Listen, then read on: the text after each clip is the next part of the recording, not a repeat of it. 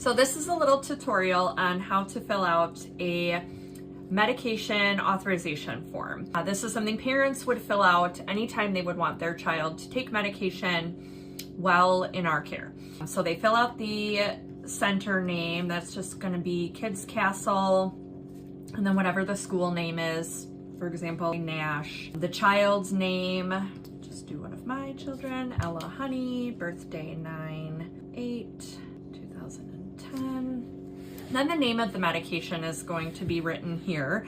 And for this example, we're using Tylenol. Let's say a child has sustained an injury like outside of care, but their parent wants them to take Tylenol to manage their pain while they're with us. So they're going to put the medication name here. So it's going to be Tylenol. And then you can put the specific name here. So acetaminophen. And then the dosage is going to be, and if parents ask this question, like you just direct them to whatever it says on the label. So for this case, it's going to be 2 tablets, and they are 500 milligrams each.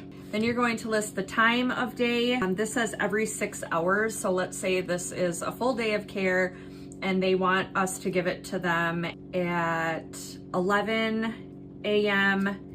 and then again at 5 p.m. They would write that in there.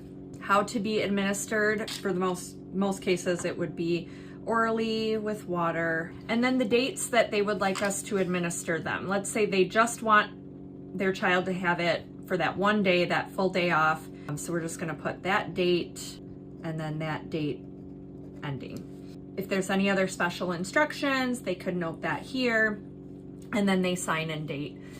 After the child leaves for the day, you would return this to them because it is only authorized through the end of that day.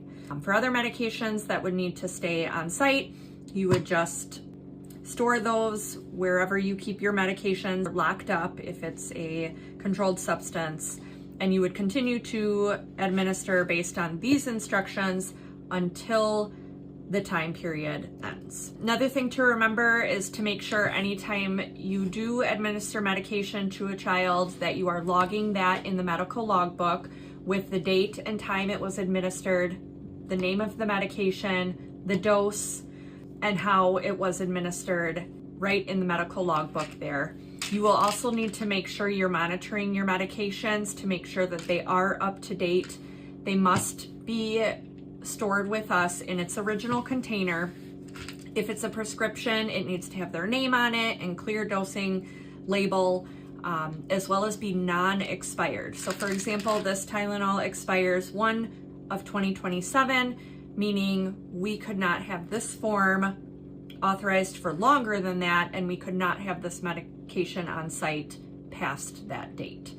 Same would go for any prescription medications, asthma inhalers, EpiPens. You always want to make sure that not only the expiration date is good, but that the medication form dates align with that.